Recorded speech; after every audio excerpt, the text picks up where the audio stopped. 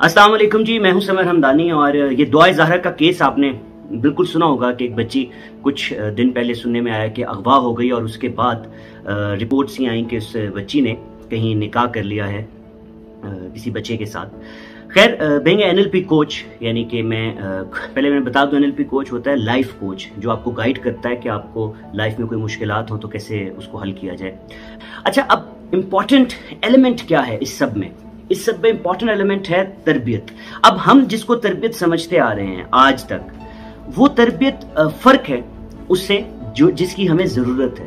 Number one, दौर बदलता जा रहा है, बच्चों के हाथ में जो है वो सेल फोन आ गया। अब ये सेल फोन जो है ये करता ये है जनाब के आपकी मर्जी से चलता है। आप इसको जो कमांड देते हैं वो उसी तरफ मूव कर जाता है। तो बच्चा समझता है कि शायद अब जो मेरी लाइफ है उसका कमांड भी मैं खुद संभाल सकता हूँ। मैं सेल फोन को गलत नहीं कह रहा, जबकि आपको उसका मकसद समझाना है कि सेल फोन में भी वही कमांड्स दिए गए हैं जो वो कर सकता है, बल्कि वो आपको बताता है कि मेरी ये कैपेसिटी है, इस कैपेसिटी में आप मेरे साथ जो करना चाहे आप कर सकते हैं। ऐसा नहीं है कि वो आपकी मर्जी पे चल रहा है। सेम लाइक दैट, बच्चों को आपको बड़ा दोस्त बन के, आजकल के बच्चे, क्योंकि बहुत ज़्यादा नॉलेज आ रहा है, बहुत ज़्यादा चीज़ें इंटरमिंग कर रही हैं, जिसकी वजह से बच्चे थोड़ा कंफ्यूज हैं। और सबसे बड़ा मसला ये कि सेल फोन उनके पास होता है, वो अपना एक अलग टीवी है, अपनी एक अलग सोर्स ऑफ इंफॉर्मेशन है, उसमें कुछ भी आएगा। माँ बाप अगर इतने फ्रेंडली नहीं है बच्चों के साथ, वो जाके अपने दोस्तों से शेयर करेंगे। अब वो दोस्त कौन है? वो खुद इमेच्योर है। अब जब इमेच्योर दिमाग मिलता है तो वो जो उसका रास्ता निकालेगा वो ज्यादा हद तक शैतानी होगा, क्योंकि शैतान का गलबा ऐसी कच्ची सोच पे ज्यादा होता है। Number one. नंबर टू, जो मोस्ट इंपॉर्टेंट है इस वक्त कि हमारे बड़ों को अब बड़ा होना पड़ेगा, वो ऐसे के चीजों को एक्चुअली पर्पस वाइज समझाना सीखें। यानी कि अगर कोई बुराई है तो वो कैसे बुराई है इसके ऊपर एजुकेट करें। अगर आप मना करते हैं कि झूठ नहीं बोलना, तो इसकी जो कैरेक्टरिस्टिक्स हैं इसको डिफाइन करें बच्चों को कि जी झूठ कैसे नहीं बोलना, क्या चीज झूठ में आती है, क्या चीज बुराई है, क्या चीज गलत है, ये आपको एजुकेट करना पड़ेगा। जब आप एजुकेट करेंगे इसको तो मामला कुछ बेहतर नजर आएंगे। अब तरबियत का जहां तक एलिमेंट है, बुजुर्गों के साथ, बड़ों के साथ बच्चों ने बैठना छोड़ दिया, क्योंकि सेलफोन आ गए। सेलफोन जब वो यूज करते हैं तो वो कहते हैं कि इन बड़ों को क्या पता, हमें तो ज्यादा पता है, हम तो इतनी इंफॉर्मेशन देख रहे हैं। सो बड़ों को with the passage of time, वक्त के साथ साथ बदलना होगा, इंफॉर्मेटिव रहना होगा, ताकि बच्चों को इंटरेस्ट डेवलप हो उनके साथ बैठने में, उनकी बात सुनने में। पहले एक टेलीविजन होता था टीवी लाउंज में, सब वहां बैठ के देखा करते थे। टीवी पे कुछ भी गलत सही दिखाया जाता था, वो डिस्कस होता था, डिस्कस होने के बाद वो मामला सॉर्ट आउट हो जाते थे। आज ऐसा नहीं है। आज अगर आप सेलफोन पे कुछ देख रहे हैं, जैसे कि मैंने बताया, तो वो आपका पर्सनल है और फिर आप अपनी मर्जी से देख रहे हैं उसको, जो भी देखना चाहते हैं। जबकि फिर मैं कहूंगा कि बच्चों को पर्पस समझाएं कि लाइफ में कुछ भी ऐसा नहीं है जो सिर्फ उनकी मर्जी का हो रहा है,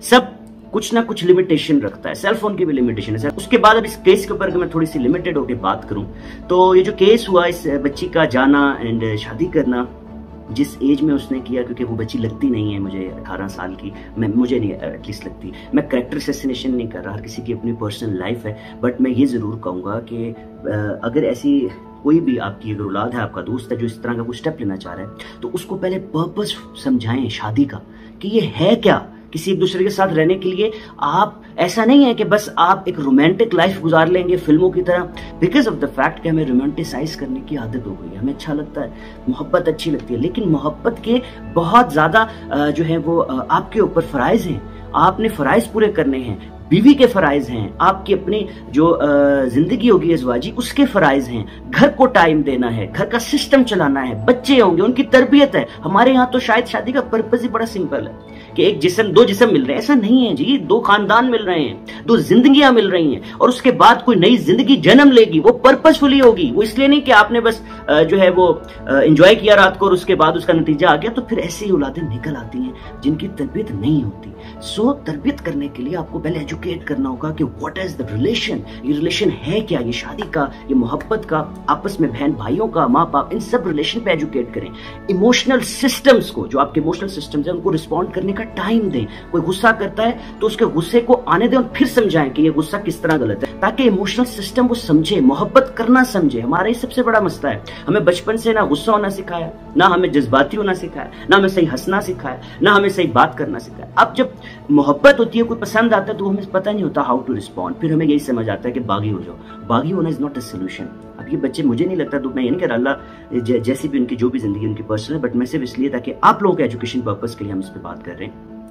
आगे जाके शायद डाइवोर्स ही हो जाए, जब उनको पता लगे कि भाई जिंदगी तो ये है ही नहीं कि हम पबजी खेलते दूसरे को मिल गए, ऐसा नहीं है। जिंदगी में बड़ा कुछ है। जब वो हस्बैंड बनेगा, उसकी जरूरियात है लड़की की, उसको वो पूरी करनी होगी, घर के मामला पूरे करेगा, और कल को बच्चे हो जाते हैं, उनकी तरबियत है, उनकी एजुकेशन है, उसके बाद फिर बेहतर लाइफस्टाइल है, ये सब चीजें आपको प्रोवाइड करनी है। नंबर 2, और इस केस पे एक और मेरा तज्जिया अब ये होगा कि ये बच्ची ने जो किया, अब इससे एक नुकसान ये है सोसाइटी को, हमारे यहाँ सोसाइटी बड़ी अजीब है, हम लोग ट्रेंड्स फॉलो करते हैं। अब अगर ये होगा, जब आगे कोई जेन्युइन लड़की अगवा होगी तो हम डाउटफुल हो जाएंगे कि कहेंगे ऐसा तो नहीं है कि ये जो फिर वही दुआ ज़हरा वाला केस हो, किसी और के साथ भाग गई। अब इस केस में उस बच्ची की गलती है, उसको एटलीस्ट इन्फॉर्म करना चाहिए। आप जा रहे हैं घर से भाग के, हाँ माँ बाप उस पर रिएक्शन लेते हैं और बड़ा गुस्से होते हैं, मामला बिगड़ जाते हैं, but what I believe you have to respond on it, ताकि एटलीस्ट ये इस तरह का पूरा ड्रामा क्रिएट ना हो। और वो इसलिए क्रिएट ना हो, आप तो कर रहे हैं जो कर रहे हैं, लेकिन जो जेन्युइन केस है वो ओवरशैडो हो जाएगा, सो प्रॉब्लम्स होंगी। इसीलिए बच्चों को नंबर 1 उनकी तरबियत पे काम करें, खुद इंफॉर्मेटिव हो, बच्चों को फिलॉसफी समझाएं, जिंदगी की फिलॉसफी समझाएं, जिंदगी में आगे बढ़ने की फिलॉसफी समझाएं, एक दूसरे से रिलेशन की फिलॉसफी समझाएं। नहीं होता आप काउंसलिंग के लिए जाएं, बड़ी अच्छी बात है, आप पीरों फकीरों के पास भी तो जाते हैं यार, आप काउंसलिंग के लिए आए, काउंसलिंग कराएं। आप मैं इसमें दे देता हूं लिंक, मेरा समर हमदानी मेरा पेज, आप जाके वहां राब्ता करें। अगर ऐसे बच्चे प्रॉब्लमेटिक हैं आप राब्ता करें, और ऐसे NLPs या साइकोलॉजिस्ट इनको ढूंढें, बच्चों की तरबियत पे काम करें। बच्चों की तरबियत आसान नहीं है, बड़ा मुश्किल काम है, हम लोगों ने उसको बड़ा आसान बना दी, मोबाइलों पे छोड़ दिए, हम लोगों ने उसको एक दूसरे पे छोड़ दिए, व्हिच इज रॉन्ग। सो अपना ख्याल रखें, और समर हमदानी जो है वो भी साथ साथ आप सब्सक्राइब कर सकते हैं। Thank you.